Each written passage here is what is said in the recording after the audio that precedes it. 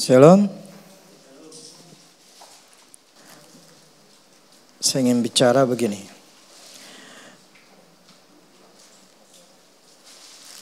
Kita manusia hidup pasti akan pernah mengalami namanya kesalahan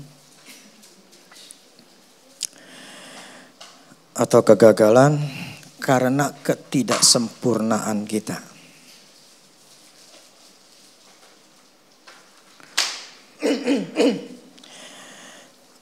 Jadi kita seharusnya mau belajar dari ketidaksempurnaan kita untuk bisa menjadi orang yang bisa lebih baik lagi. Karena gini,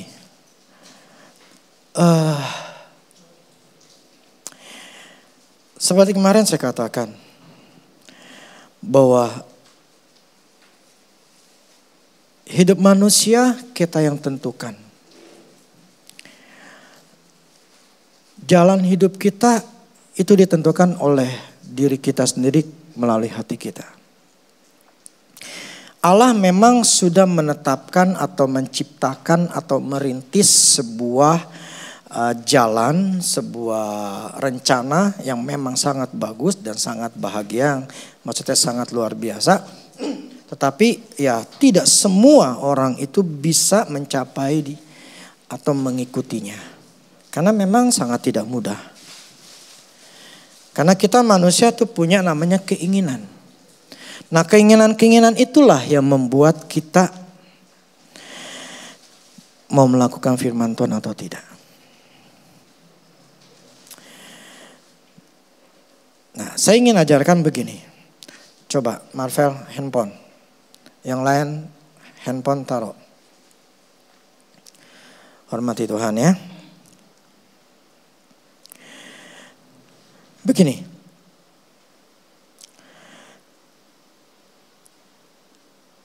ya Tuhan ada bicara kemarin, saya katakan ketika ulang tahun Mahanaim.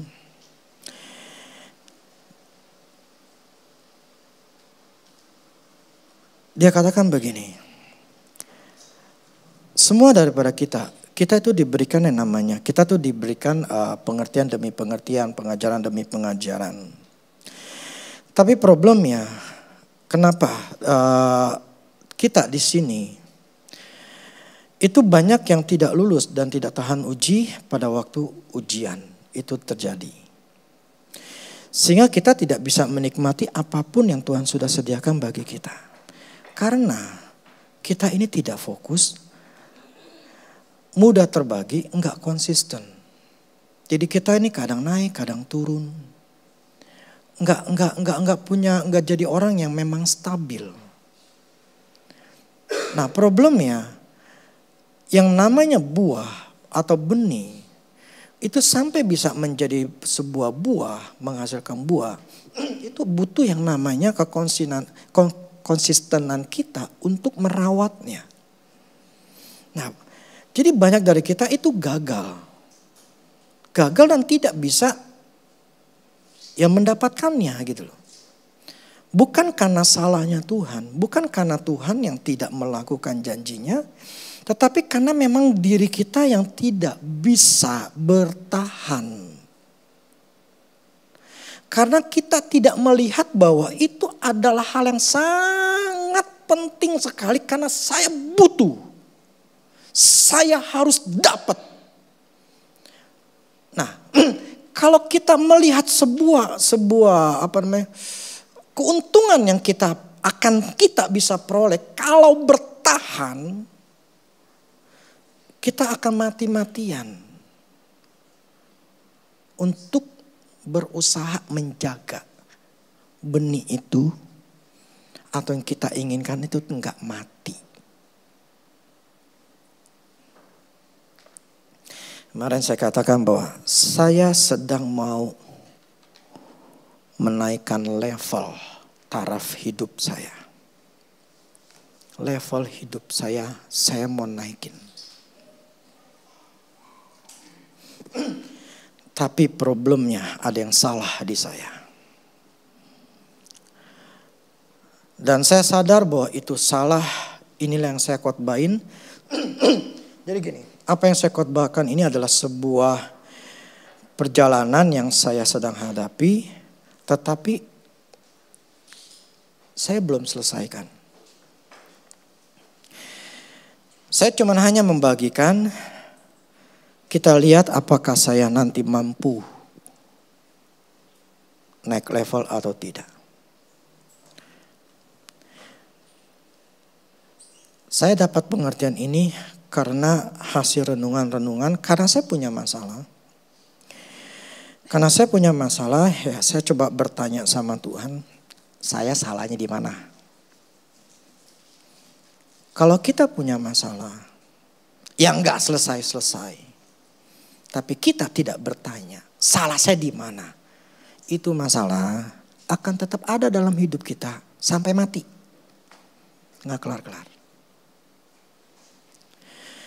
Nah, cuman karena saya tahu saya salah, ada sesuatu yang salah dalam diri sedang saya harus bisa bereskan.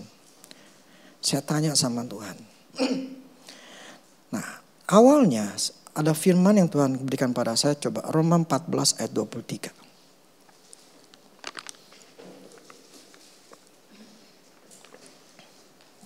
Roma 14 ayat 23. Tetapi barang siapa yang bimbang, kalau ia makan, ia telah dihukum. Karena ia tidak melakukannya berdasarkan iman. Dan segala sesuatu yang tidak berdasarkan iman adalah dosa. Ini Paulus bicara masalah ada yang makan, ada yang bilang makan, ada yang gak makan. Dia bilang jangan jadi batu sandungan. Kamu makan sesuatu yang misalnya najis, anggap diri kita najis, nanti itu kita anggap itu najis. Ya kita ya jangan makan gitu loh. Tapi kita ragu-ragu, gue makan juga gak enak gitu loh. Sama orang lain. Padahal bagi dia, gue gak mau, gue gak boleh makan gitu loh. Nah, jadi Paulus gini. Barang siapa bimbang, kalau ia makan, jadi waktu dia makan dia bimbang. Ragu-ragu, ini gue mau makan apa enggak, boleh apa enggak nih. Gitu loh. Misalnya babi gitu loh. Haram misalnya gitu. Tapi dia ragu-ragu gitu loh. Nah, kalau ia makan, ia telah dihukum. Karena ketika makan, ragu-ragu, enggak percaya gitu. Ada sebuah keraguan. Nah, di sini Paulus nyambung lagi dan segala. Jadi enggak cuma makanan. Segala sesuatu yang tidak berdasarkan iman itu dosa. Segala sesuatu yang kita kerjakan, enggak percaya, ragu-ragu, dibilang dosa. Waduh. Kita kerja aja, kita ngelakuin sesuatu, kita nyoba-nyoba.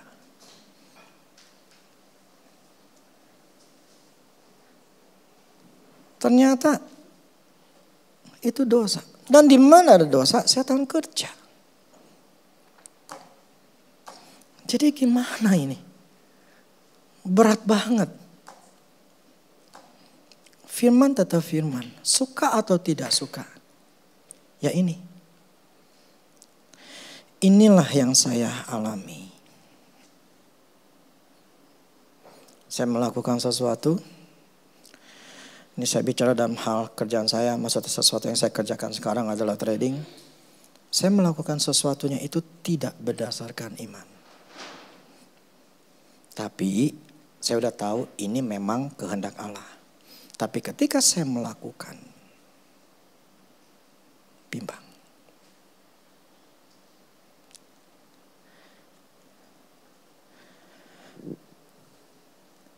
Ketika saya dapat pengertian kayak gini, nyata gue salah. Saya tidak melakukan sebuah semua tuh gini loh. Semua bisnis itu ada prosesnya. Semua bisnis itu nggak ada istilahnya langsung loncat. Ada 5 proses, tapi kita loncat dari 1 langsung ke 5. Nggak bakal bisa. Nggak bakal bisa. Semuanya ada proses. Dan saya meloncatinya. Nah kemudian Tuhan ingatin saya begini.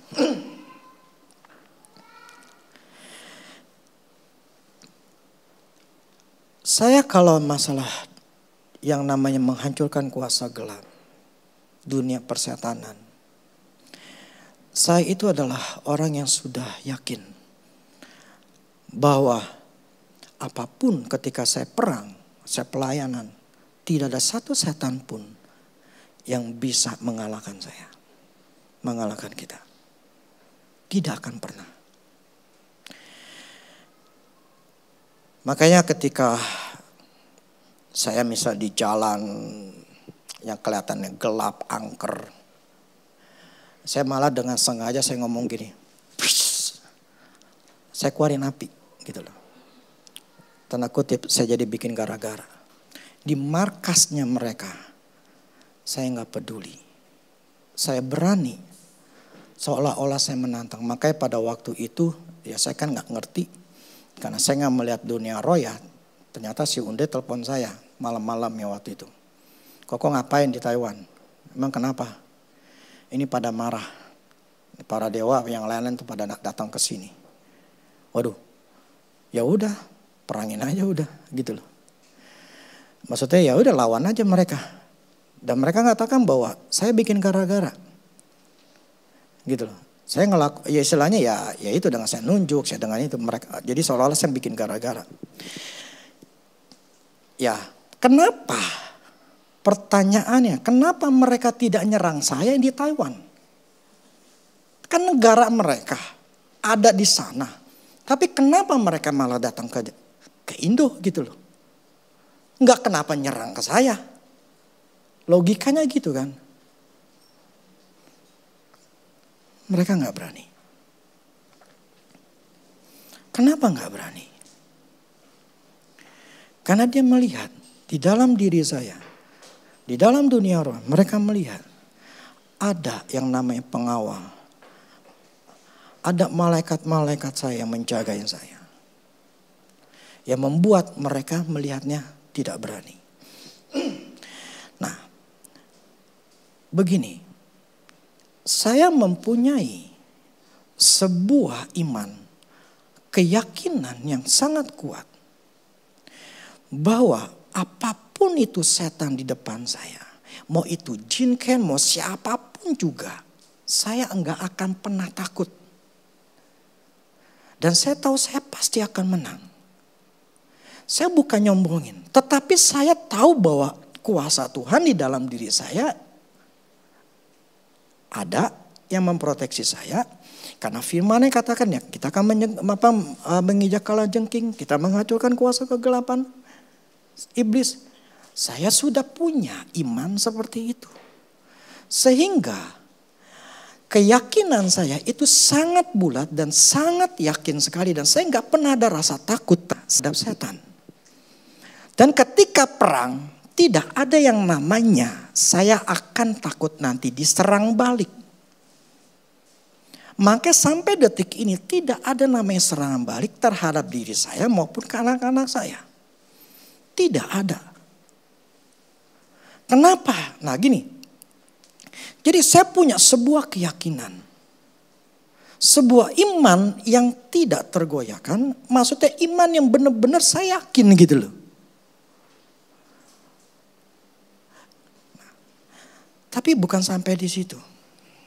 Ya saya diingetin sama Tuhan bahwa saya punya iman seperti itu. Nah, Markus 11. 22 sampai 24.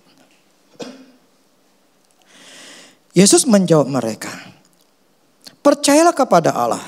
Aku berkata kepadamu, sesungguhnya barang siapa berkata kepada gunung ini, beranjaklah dan tercampaklah ke dalam laut, asal tidak bimbang hatinya, tetapi percaya bahwa apa yang dikatakannya itu akan terjadi, maka hal itu akan terjadi baginya. Karena itu aku berkata kepadamu, apa saja yang kamu minta dan doakan, percayalah bahwa kamu telah menerimanya, maka hal itu akan diberikan kepadamu. Ini firman, saya ngalami di bidang ini gitu loh.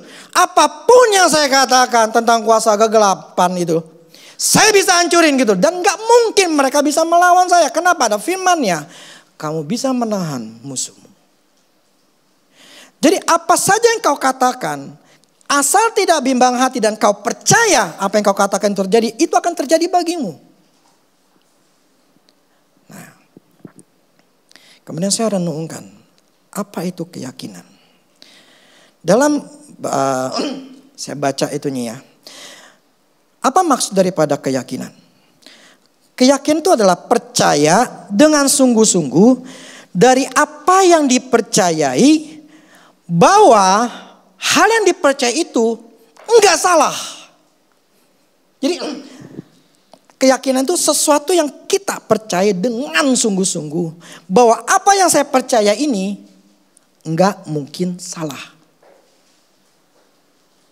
Makanya Paulus ngomong begini, aku punya keyakinan yang kokoh akan Injil yang menyelamatkan manusia. Jadi dia ngata gini, gue punya yakin dan keyakinan gue, kepercayaan gue bahwa gue yakin ini gak salah gitu loh. Gue yakin bahwa Injil itu bisa nyelamatin manusia. Jadi gue yakin banget gitu, makanya keyakinan yang teguh. Ada kata teguhnya, yang kuat. Jadi sebuah keyakinan ada sebuah kepercayaan yang yakin, yang percaya dengan sungguh-sungguh bahwa apa yang saya yakinin itu nggak mungkin salah. Pokoknya benar. Jadi saya punya keyakinan bahwa kuasa di dalam diri saya itu besar dan jauh lebih besar daripada setan gitu loh. Jadi siapapun setan di depan saya pokoknya bisa dikalahin. Titik. Memang saya akui nggak sempurna, kadang-kadang kabur. Tapi prinsipnya saya tidak bisa dikalahkan. Saya tidak bisa dikalahkan. Kenapa? Karena Kristus sudah mengalahkannya. Jadi saya bukan menyombongkan diri saya, tapi saya menyatakan bahwa Tuhanlah yang membuat ini semua. Firman dikatakan, lu percaya apa yang kau katakan terjadi, itu terjadi. Jadi saya mempercayai bahwa firman yang mengatakan bahwa saya menginjak kala dengkik, saya bisa menahan kekuatan busuk, bahwa saya bisa menghancur kuasa kegelapan, saya percaya dengan yakin 100%.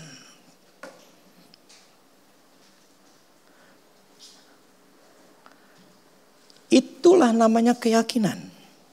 Itulah namanya iman. Orang gak bakal bisa punya iman ya yang 100% bulat kalau masih ada kebimbangan di dalam diri kita.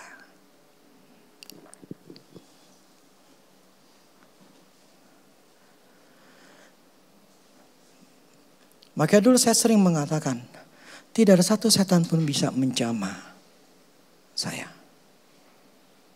Nah, karena saya ngomong begitu, Tuhan lihat sama di hati saya sama, mulut sama hati sama. Makanya karena saya percaya ada Roh Kudus yang menjaga saya, Tuhan lakuin. Nah, begini.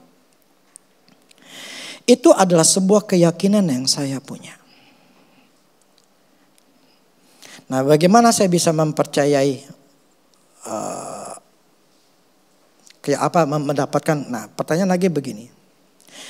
Ketika saya sudah renungkan seperti ini, pertanyaannya adalah begini. Itu saya dapat di dalam bidang peperangan. Pertanyaannya adalah begini. Keyakinan yang sama punya gak di bidang yang lain?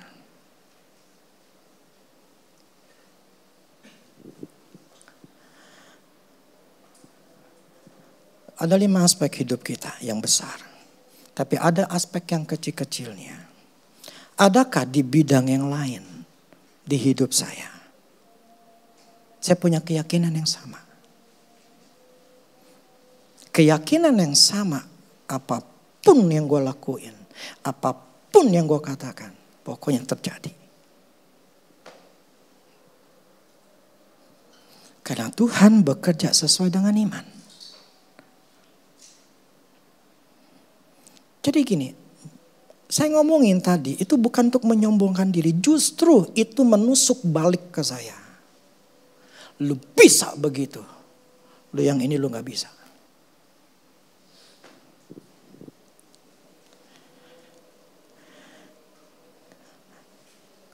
Akhirnya enaknya begini loh. Kalau kita berkhotbah itu sebuah pengalaman hidup yang bisa diterangkan tuh dengan enak. Karena itu kan memberikan sebuah ingatan yang gak mungkin dilupakan. Terus pertanyaannya adalah begini. Oke, lu bisa bagian sini. Lu bisa mengalahkan atau mempunyai iman, punya keyakinan seperti ini. Sekarang lu gak punya di sini.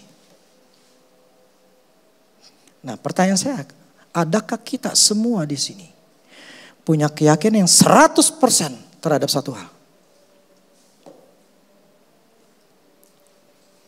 Punya gak? Kalian nih, kita sini semua. Punya gak ada satu hal yang 100% seperti saya punya tentang peperangan, itu punya 100%.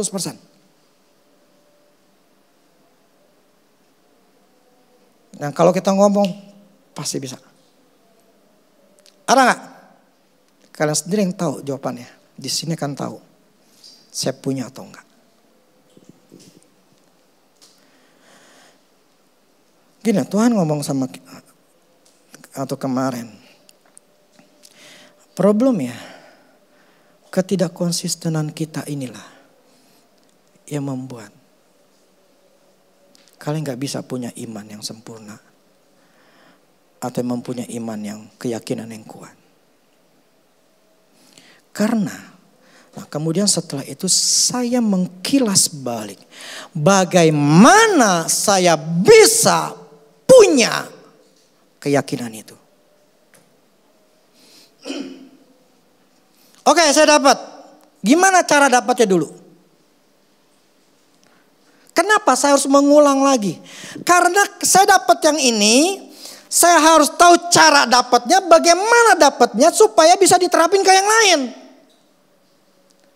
Jadi Tuhan ingin saya katakan gini, dia kasih saya seperti ini, kasih pemikiran itu, sekarang lu mesti bisa ke yang lain. Nah, sekarang gimana lu bisa dapatnya? Gimana lu bisa dapat penuh dengan keyakinan kayak begini? Gimana caranya? Dulu dapatnya. Tuhan mengkilas balik saya. Jadi makanya tadi kemarin saya katakan, bahwa saya harus mengupgrade, menaikkan level saya. Karena memang begini loh. Saya setelah bisa mendapatkan memperoleh keyakinan yang sama dalam dunia persetanan dan masuk ke dalam dunia trading, itu level saya akan naik. Level taraf hidup saya akan naik. Saya kasih tahu begini. Kemarin saya lihat ada orang trading ini di YouTube. Modal cuma 700 ribu. $50. Itu jadi $2.500. 5.000%. Berarti dari 700 ribu, 2.500 itu kurang lebih 33 juta. Dari 700 ribu ke 30 juta. Dan saya ada satu grup. Ini orang hebat luar biasa. Dari 90 juta. Sekitar 7 ribuan dolar. Dalam 2 minggu. 90 juta. Jadi 600 juta. Hebat. 700%. Dari 90 juta jadi 600 juta. Apakah itu mungkin? Mungkin. Karena saya pernah ngalamin. Saya dari duit 3 juta. $200 ya 3 juta. Saya bisa peroleh dalam waktu 1 bulan 9 juta. Jadi 200%. 3 juta jadi 9 juta. Itu sesuatu yang memungkinkan. Tapi akibat saya tidak punya dasar yang kuat, hancur. Tapi saya punya Punya keyakinan bahwa ini memang bisa. Nah inilah yang Tuhan kasih tahu saya. Seandainya lu punya, apa yang mereka pernah lakukan, apa yang mereka dapatkan, lu bisa dapat.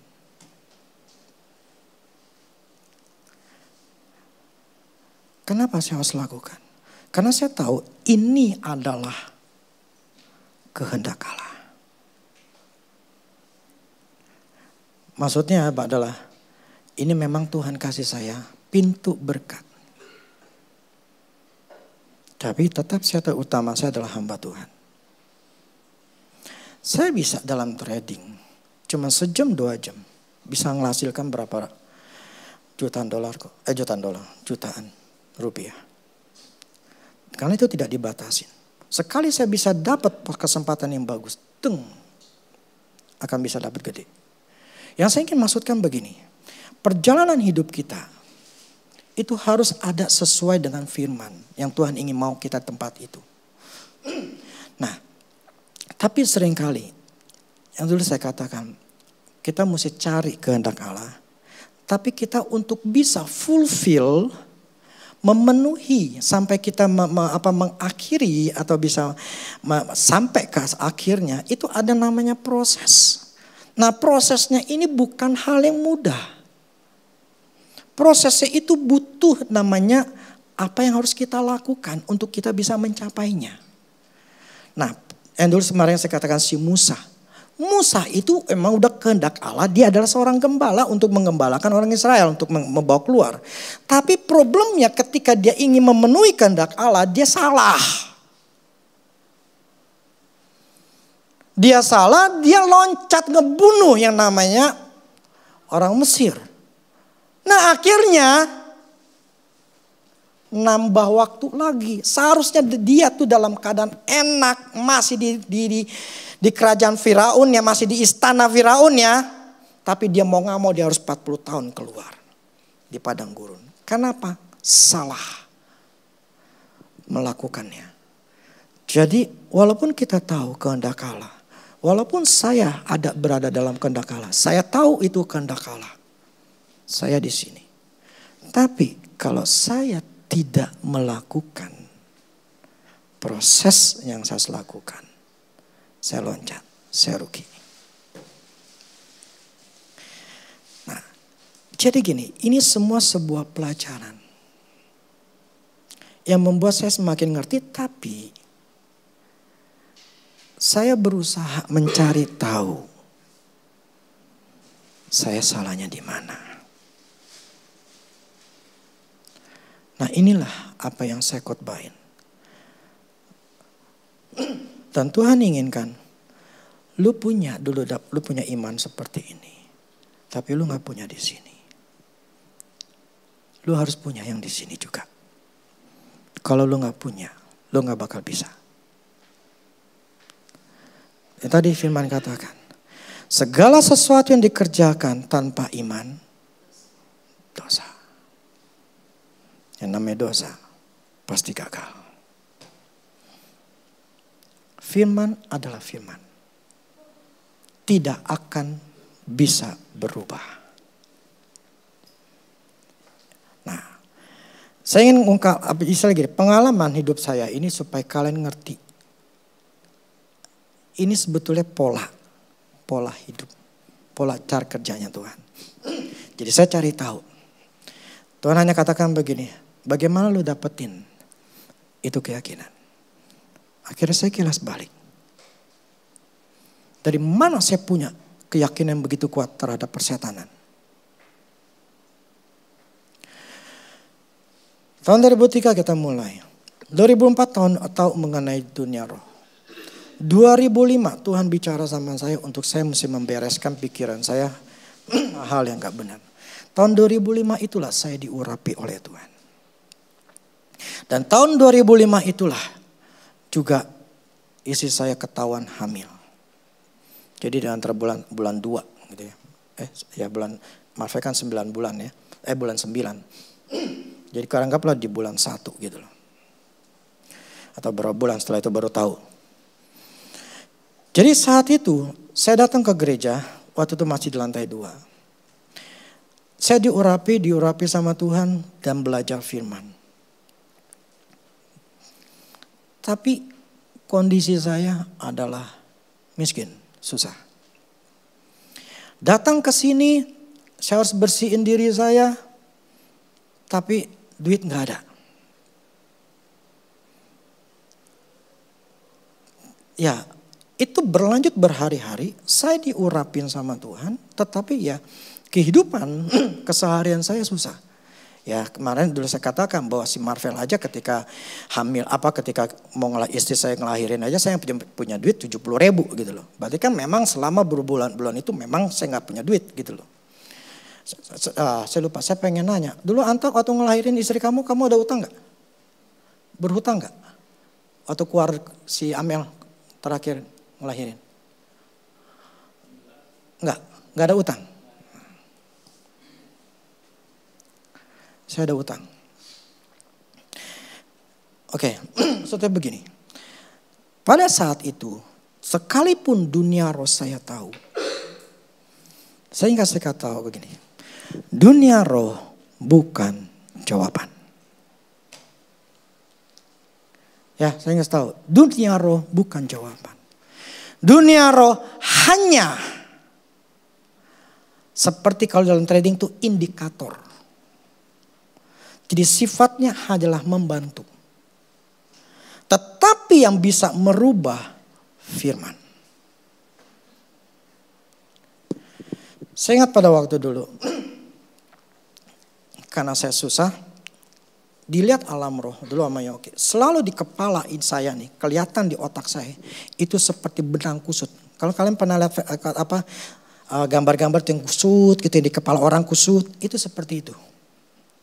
Secara rohnya. Selalu kusut. Saya tumpangin tangan dalam nama Yesus. Hancur kebakar. Hancur kebakar. Besokannya muncul lagi. Bakar lagi. Besokannya muncul lagi.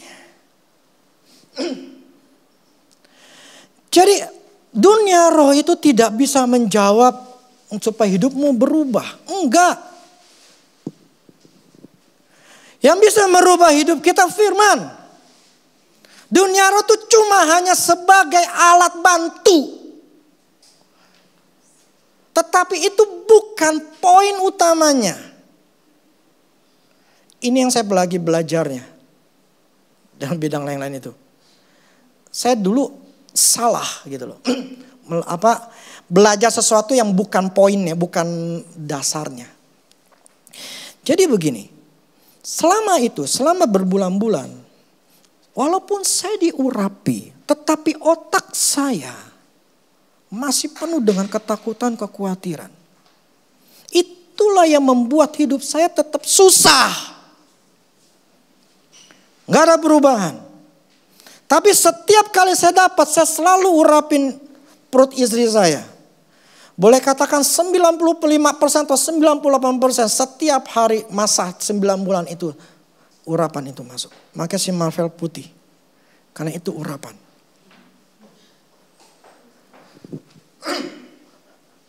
Nah, tapi itu proses membuat saya semakin ngerti. Saya harus berubah di dalam pikiran saya untuk mempercayai Tuhan. Tetapi bukan berarti itu apa Allah tuh meninggalkan saya atau dia nggak mencukupi kebutuhan saya. Dia cukupi kebutuhan saya. Dia cukupi kebutuhan saya. Sampai tahun 2006 saya diurapin selama setahun itu. Saya dapat urapan, kemudian kita kebaktian di sini. Saya bagikan mereka urapan itu. Sampai tahun 2006 lah kita akhirnya ada satu pelayanan ke Cimahi, Bandung. Di situ pertama kali kita menghancurkan kuasa gelap. Dapatlah benda waktu itu. Apa ya? Saya lupa.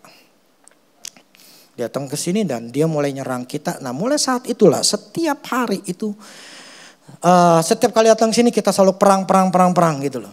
Sampai sekarang. Nah, yang membuat saya semakin yakin dan semakin yakin adalah ketika di dalam dunia rohnya itu apapun yang saya katakan, dulu awal-awalnya saya katakan dalam nama Yesus, api. Tangan saya api. Api makin besar. Seperti bola basket. Besar. Nah, Tapi itu bicara apa yang terlihat dalam alam roh. Tetapi utamanya adalah firman Tuhan. Itu cuma hanya sebagai alat bantu. Jadi selama proses itu saya belajar firman. Sebab yang membuat kita bisa kuat atau bisa punya iman. Iman itu timbul dari pendengaran akan firman Kristus.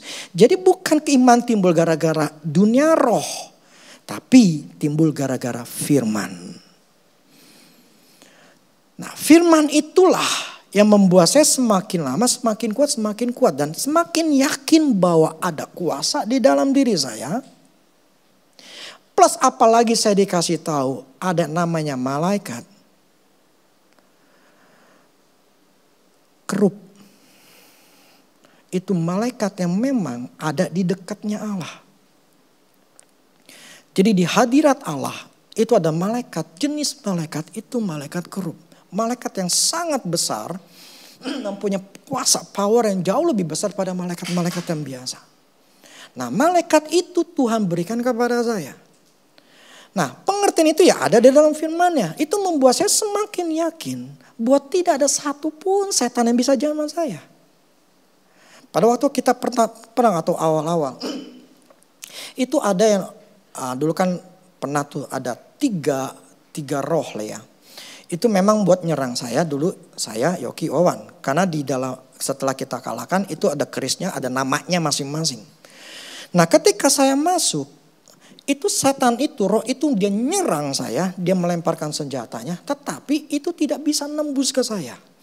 Karena itu ada sinar yang menyelibungi saya, itu ada malaikat saya itu yang menutup. Sehingga ketika saya kan nggak bisa ngelihat, tetapi ya yang ngelihat waktu itu si Yoki bilang itu saya lagi dileparin gitu loh. Tetapi itu perlindungan Allah menjaga saya. Nah, itu yang membuat semakin hari pengalaman, keyakinan akan firman itu membuat saya semakin yakin dan yakin dan yakin dan yakin. Dan keyakinan itu semakin kuat sehingga saya mengambil keputusan tidak ada satupun setan yang bisa menjamah saya. Sehingga kemanapun saya pergi, saya bisa bikin gara-gara. Sebab begini, urapan kuasa Tuhan itu seperti ada kita diselimutin. Kalau selimutnya itu semakin kencang, apinya semakin kencang, semakin terang, itu tidak mungkin setan itu bisa dekat sama saya. Kenapa? Saking terangnya atau saking panasnya itu membuat dia gak bakal bisa. Nah, jadi kalau saat itu belum, ya sudah. Berarti gua mesti nambah lagi. Itu berapa tahun. Ya saya yakin nanti ketika misal suatu hari saya ke sana, saya akan coba deketin itu patung. Karena setiap patung itu semuanya ada roh. Saya yakin dia akan keluar. Dia akan gak bertahan. Nah, saya katakan begini. Semua yang terjadi, keyakinan iman saya terhadap setan, bahwa setan itu bisa dikalahkan dan tidak bisa menjamah saya. Itu bukan terjadi dalam waktu semalam, 2 malam, seminggu, 2 minggu, sebulan, 2 bulan. Tapi itu sebuah proses. Keyakinan akan firman Tuhan itu yang membuat saya punya keyakinan yang teguh. Yang saya ingin katakan begini. Keyakinan adalah sebuah kepercayaan kita yang sungguh-sungguh dengan apa yang kita percayai ini enggak mungkin salah. Arti kita yakin 100% gue benar. 100% setan kalah. Yang Tuhan ingin katakan gini, lu mesti punya keyakinan. Mesti punya iman. Nah, kalau hidup kita masing-masing, ya kita punya masalah. Jadi ketika Tuhan ajarin saya seperti ini dan istilahnya menegur saya, akhirnya saya sadar saya salah dan saya nggak punya keyakinan di situ. Yang saya pertanyakan adalah, kita semua sadar nggak bahwa kita tidak punya keyakinan yang kuat?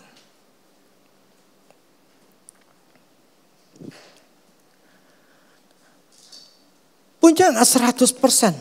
Satu bidangnya satu aja dalam hidupmu yang sangat yakin dengan firman Tuhan. Ada nggak?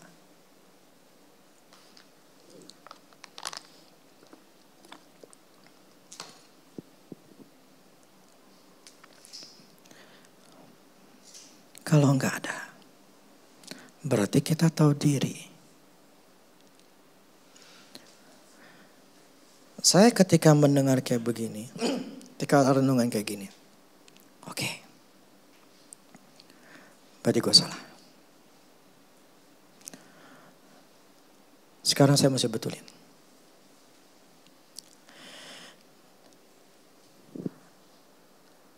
Gini.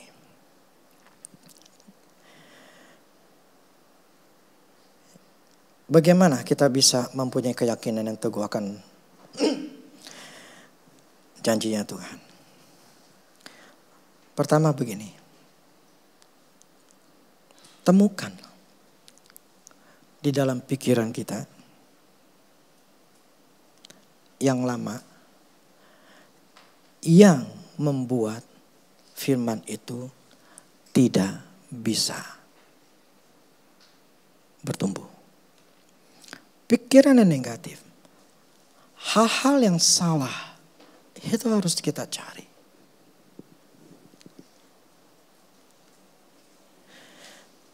Begini. Seperti kemarin saya katakan begini. Saya analogikan ada seorang raja pengen mau nyerang ini sebuah negara lagi. Ini kalau zaman dulu tuh pakai benteng yang kuat, yang tingginya luar biasa. Contohnya lah seperti inilah yang film itu Perang Salib. Nah, waktu Perang Salib itu kota apa deh? Kota Yerusalem. Kota Yerusalem itu waktu itu dikuasai sama orang Kristen. Karena dulu perang akhirnya bisa dimenangin sama orang Kristen. Nah, orang Muslim itu pengen waktu itu ya udahlah gitu loh. Nah, ada namanya si Salahuddin, panglima dari orang Islam waktu itu Muslim ini. Dia tuh baik sebetulnya, enggak neko-neko. Cuman gara-gara orang Kristennya lah yang jahat. Jadi dia ngebunuh adiknya daripada si Salahuddin. Dia bunuh lagi di kebon gitu loh, dibunuh gitu loh. Terus bikin gara-gara orang Kristennya. Emang ada yang nggak benernya gitu loh.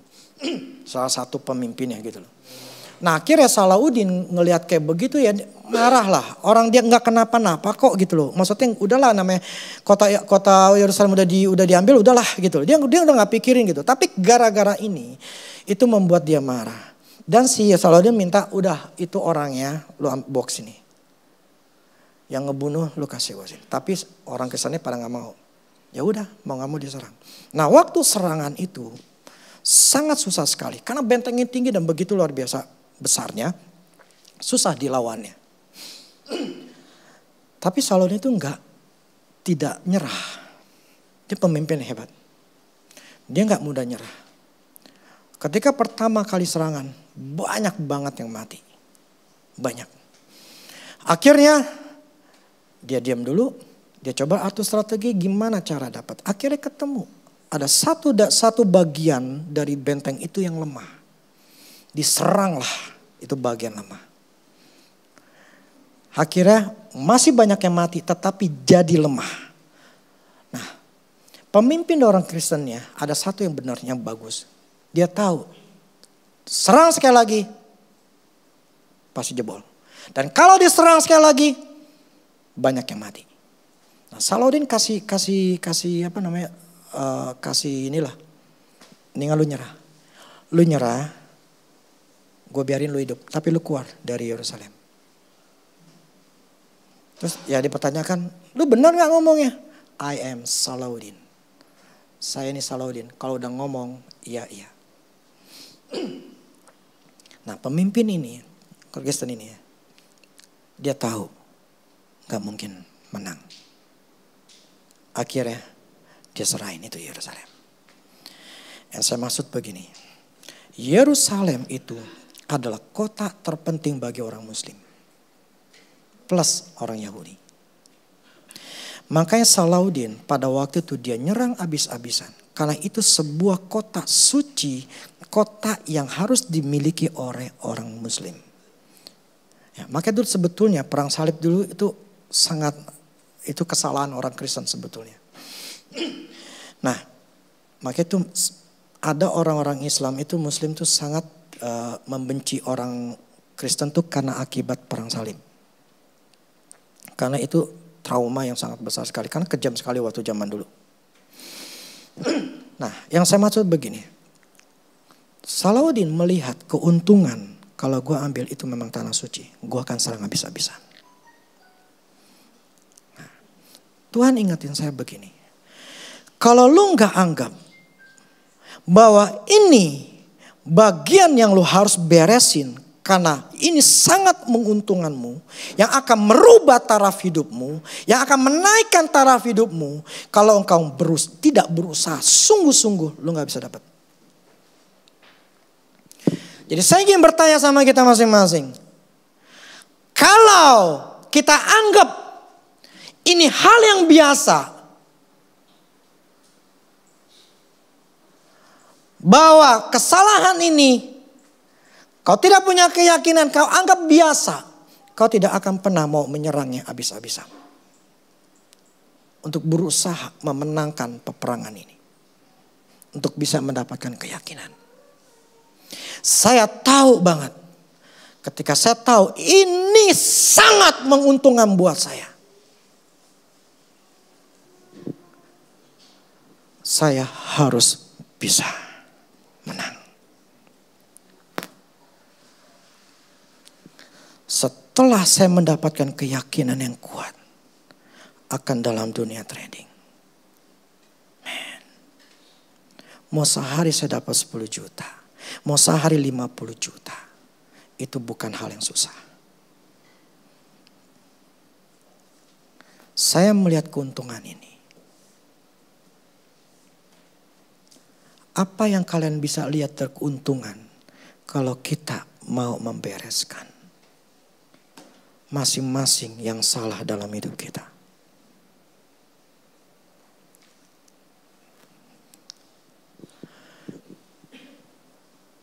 Segala sesuatu yang dilakukan tanpa iman adalah dosa.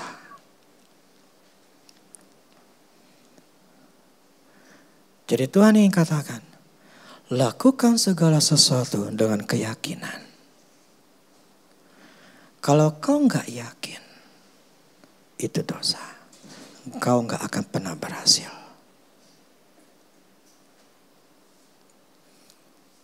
Terus kalian berpikir, ya udah besok gue yakin. Nggak semudah itu, kakak. Saya berhari-hari dan beberapa minggu ini belum dapat.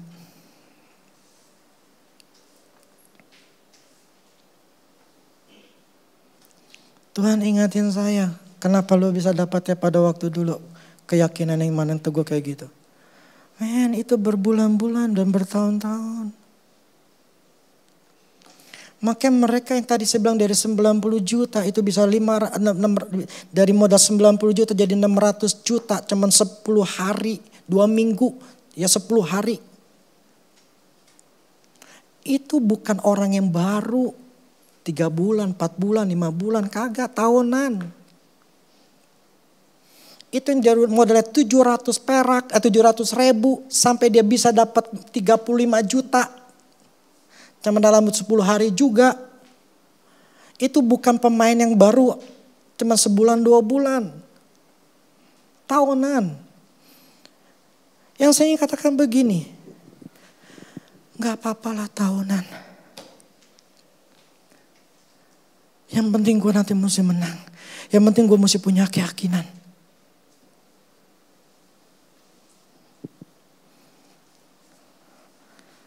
Saya tuh punya mimpi, saya pengen. Oke, sebelah, akhirnya dibeli sama yang sebelahnya lagi. Saya tuh punya keinginan. Saya pengen beli sebelah ini. Punya keinginan beli sebelah lagi.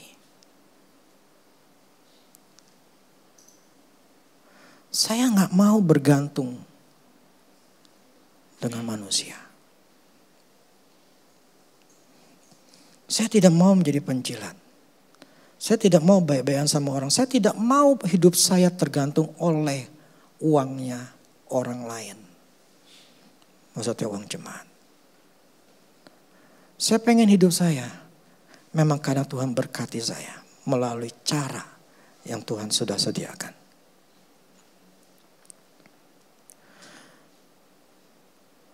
Jadi bagi saya worth it untuk saya menangin. Kalian yang punya anak, pengenkah kalian punya anak itu bisa sekolah yang sekolahnya bagus? Atau mental kamu udahlah cukuplah SD biasa aja lah. Cukuplah.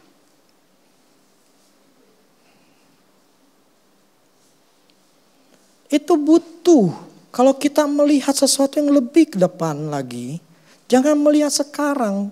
Kita lihat apa yang kurang di dalam diri kita, itu yang kita harus beresin. Kenapa? Ini worth it nggak untuk kita bisa kejar, untuk kita beresin gitu loh. Kalau kita nganggap ini worth it, tadi seperti Salahuddin nganggap itu sebuah kebanggaan bagi orang muslim untuk bisa mendapatkan Yerusalem. Itu makanya dia bombardir habis-habisan. Kalau di dalam diri kita, hati kita ini ada yang nggak benar, itu mesti dibombardir. Dengan firman sampai itu muncul iman, keyakinan yang kuat. Supaya itu bisa menang.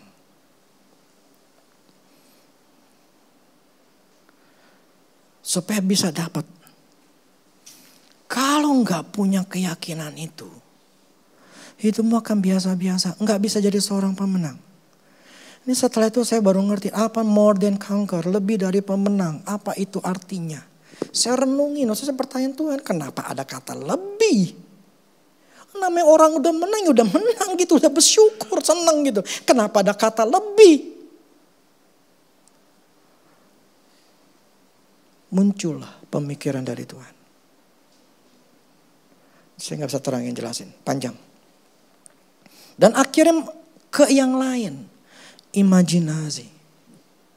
Ini adalah sebuah proses yang sedang saya pelajari, yang sedang saya lakukan.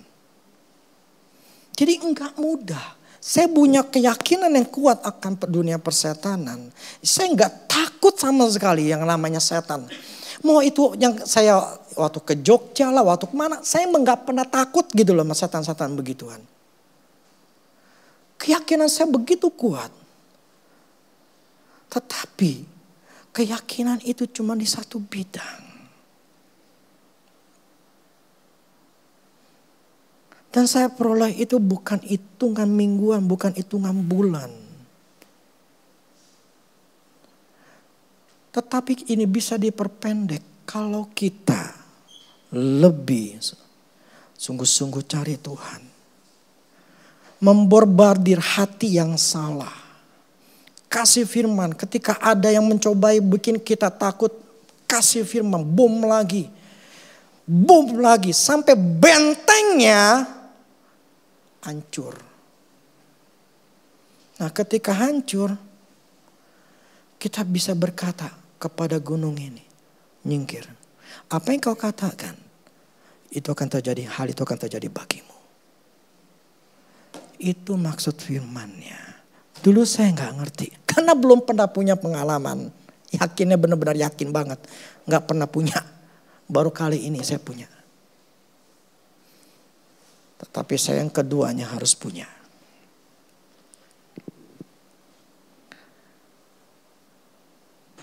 Ayo, Tuhan kasih tahu saya bahwa kalian tuh ketika diuji, kalian nggak bertahan. Semua jawaban ada di Mahanaim. Dan ketika saya khotbah itu sebuah jawaban. Tapi problemnya kita enggak mau nyadari dan berusaha membetulkan diri.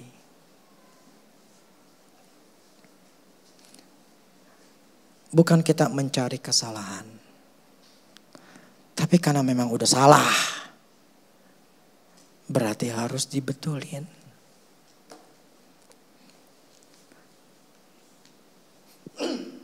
Tadi istri saya cerita, dia mimpi.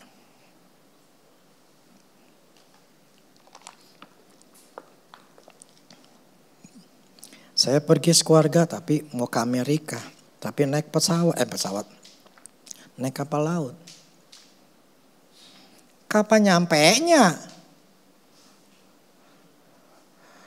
Pakai pesawat aja bisa 24 jam.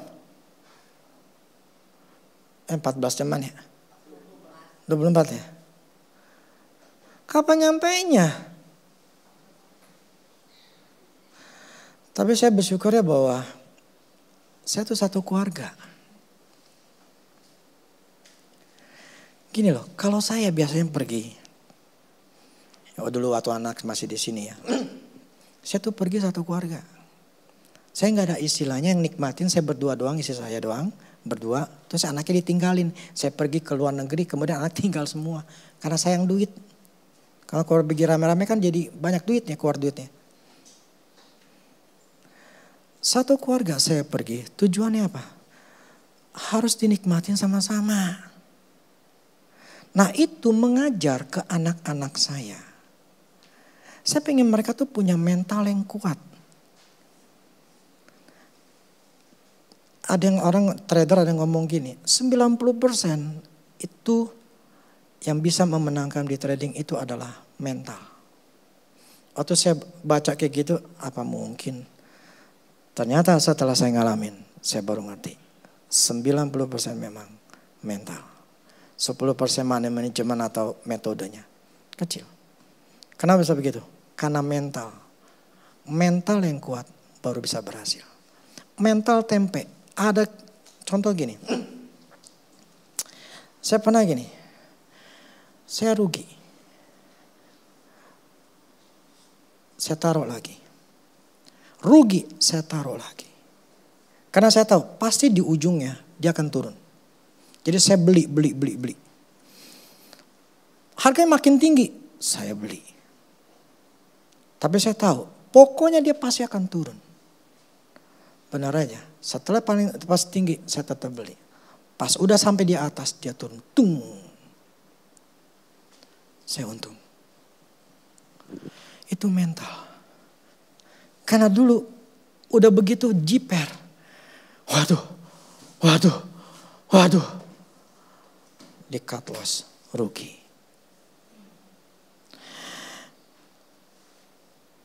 Orang yang bisa berhasil adalah orang yang punya mental yang kuat.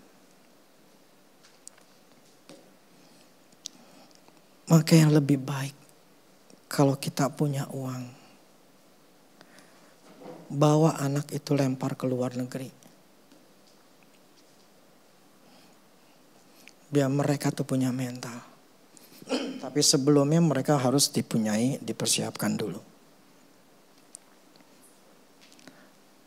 Jangan kalian punya suami istri mentalnya mental tempe. Ada dikit sedikit nggak datang. Ada kenapa sedikit nggak mau. Saya sebagai laki-laki, saya harus bisa membawa keluarga saya itu menjadi punya mental yang kuat.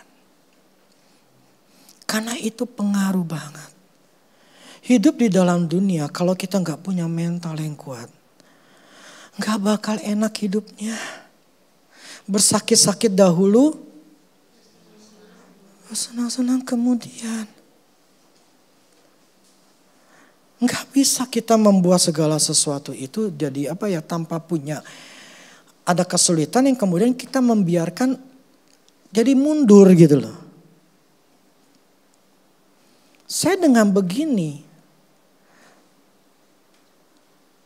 kesalahan yang saya lakukan atau saya yang nggak punya keyakinan ini harus menunjukkan apakah saya punya mental untuk tetap maju atau saya nyerah dan nangis.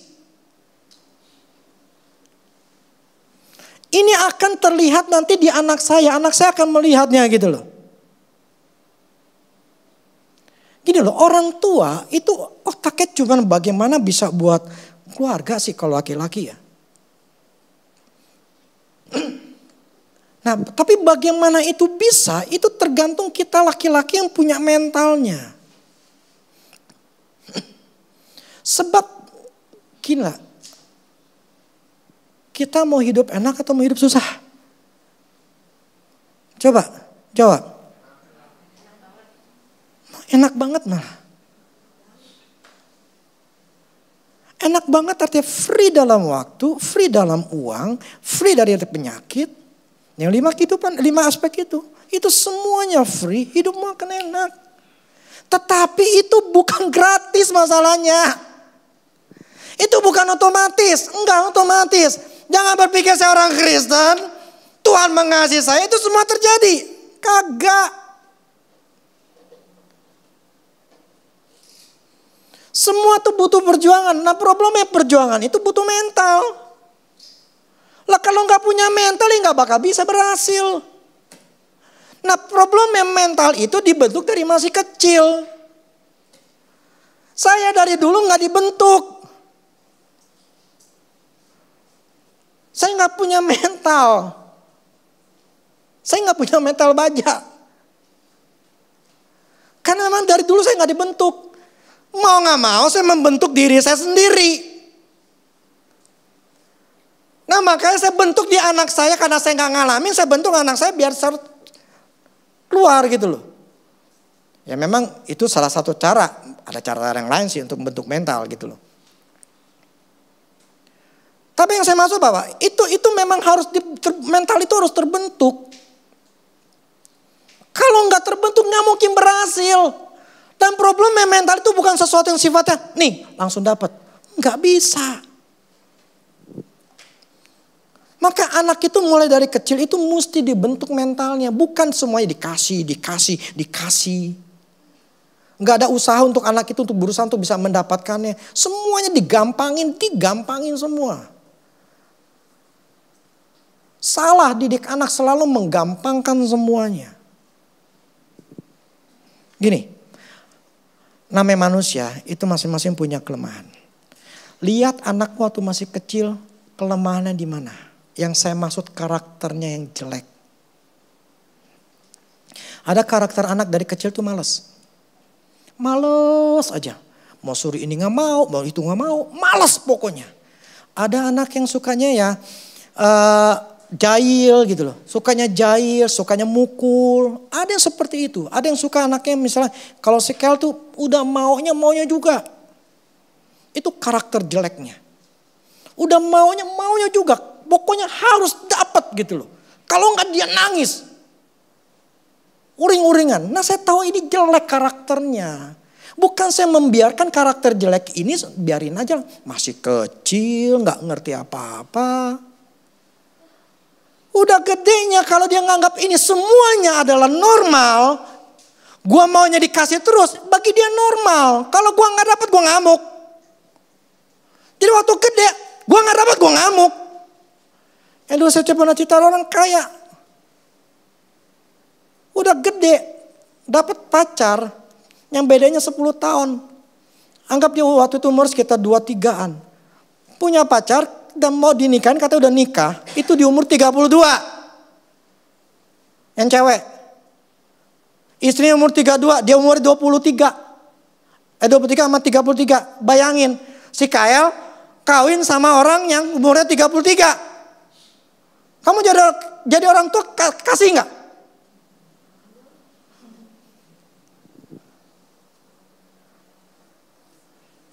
Tapi karena dari kecil selalu dikasih. Ketika dia besar seperti itu, emaknya gak kasih. Oh, dia ngamuk, dia pergi. Emaknya gak dipandang. Dan emaknya ngomong dia. Udah dianggap gak punya anak. Kamu mau punya anak kayak digituin? Didik anak tuh bukan waktu udah kawin atau sudah gede. Kalau kita membiarkan anak karakternya jelek, kita diemin aja. Masih kecil, enggak apa-apa.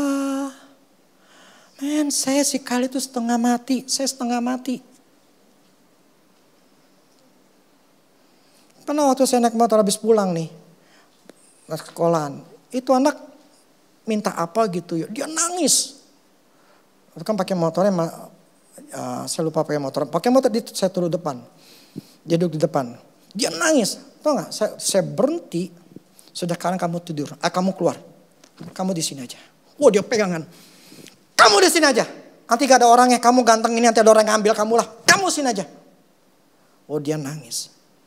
Sampai saya lakukan kayak gitu. Kenapa? Supaya itu anak harus diam. Di rumah pernah sekali. Nangis saya gak boleh diam-diam. Saya tarik dia, saya seret dia, saya taruh keluar. Kelihatannya kasar. Tetapi saya harus lakuin kayak gitu. Kenapa? Kalau saya enggak didik, nanti saya susah. Kemarin saya telepon dia. Yang kayak gini saya cerita sama dia. Saya kasih tahu. Jadi saya tetap istilah gini. Pengertian saya tetap ajarin kadang saya. Enggak cuma diri saya cuma kasih mereka juga. Kemarin saya teleponin. Dia bilang, papi kemarin tuh papi Kyle jual koin Kyle. Kenapa emangnya? Bitcoin ini dijual. Iya kemarin kan tuh mau wisudaan beli baju segala macam. Memang habis berapa? $4.000. Berapa? Sekitar 2 juta. Hah? Kok mahal banget? Iya. Wah, Kyle tuh lagi butuh banget. Yaudahlah, Kyle jual aja gitu. Bitcoin Kyle. Akhirnya ya $200 katanya. Waktu itu masih harga tinggi sih sekitar bulan Oktober November dijual. Yang saya masuk gini, dia akhirnya nggak minta duit sama saya. Itu hasil daripada dikerja, dikeluarin di duit buat dia. Kalau dari dulu misal dia manja, dia pasti telepon papi, minta duit dong. Kemarin dia pergi kerja sama temennya. Dia jaga stand makanan. Dapat $9.000. Tapi dia plus dikurangin buat transport segala macam 6.600. Cuma 4 hari. Jumat, Sabtu, Minggu, Senin. 6.600 3 jutaan, 3,5 juta. 4 hari. Itu tanpa istilahnya minta pertanyaan nama saya. Itu berarti kan dewasa. Dia tahu diri bahwa dia harus kerja. Kalau saya nggak didik dari kecil, selalu dicekokin, dikasih, manja. Nih dia bilang nih kuliahnya kan lagi liburnya panjang sampai Februari tanggal 23 katanya. 1,5 bulan. Dia mau cari kerjaan. Katanya dedek juga mau tuh Manuel mau cari kerjaan. Dia kerja. Itu kan berarti mental, dia bukan mental manja. Kan dia bisa ya udah kan liburan, ya udahlah papi minta duit doang Pak. Kyle mau jalan-jalan nih, Kyle mau pergi ke sini, mau ke sini nih. Tapi dia enggak, dia udah otaknya mesti gunain waktu. Kalau saya nggak didik dari kecil begitu, selalu dikasih, jadi manja. Akhirnya manja. Saya pernah ada pelayanan tuh saudara yang siapa tuh, Yadi, yang tinggalnya di Tanah Abang di Gang Harlan ya, Petamburan itu. Kuliahnya di Amerika ya, nggak kelar-kelar, kaya, tapi karena dimanja, ya udah. Cuma berhura-hura.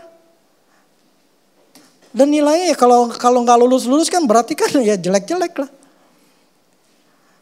Lah itu karena kaya dididiknya ya seenaknya, udah gampang.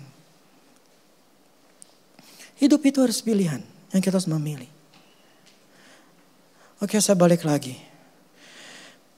Apa keyakinan kita yang tidak kita punyai?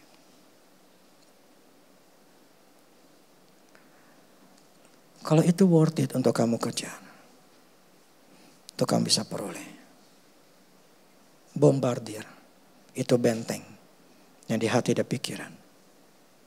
Bombardir terus sampai kau bisa ngerebut. Rebut. Ini worth it untuk keluargamu. Cari tahu. Yang tadi pertama saya katakan, cari tahu di pikiran kita apa itu masalahnya. Udah dapat, hancurin, renungkan firman Tuhan. Terus kita lakukan itu. Sampai kita mendapatkan satu kemenangan. Bahwa yang namanya ketakutan atau apapun yang kita ingin itu sudah hilang. Saya sudah mengalami proses ini. Itu sudah hilang. Tetapi saya tahu ada stepnya lagi yang saya harus lakukan. Nah, step ini saya lagi belajar pengetahuannya. Tanpa pengetahuan, kita tidak akan pernah bisa punya keyakinan. Saya nggak mungkin bisa punya keyakinan yang kuat. Kalau saya nggak punya pengetahuan, apapun saya katakan, itu setan hancur, itu hancur. Jadi saya harus punya pengetahuan. Nah, pengetahuan itu bicaranya masalah belajar. Di umur saya 52 ini saya harus belajar lagi. Tapi bagi saya ini worth it saya lakuin. Saya harus bisa. Kenapa umur saya tuh panjang? Saya ini panjang umur. Saya nggak akan mati di umur 70. Siapa sini yang sudah setting akan mati di umur 60, 65? Saya nggak setting. Saya akan mati di umur 70. Jadi saya begitu masih panjang umur saya. Tidak akan banyak waktu-waktu di mana saya bisa lakukan ini semua. Proses ini. Dan saya berharap di tahun depan saya bisa selesaikan proses ini. Ketika Marvel sudah kuliah, saya akan nikmatin hidup ini. Saya akan nikmatin hidup ini.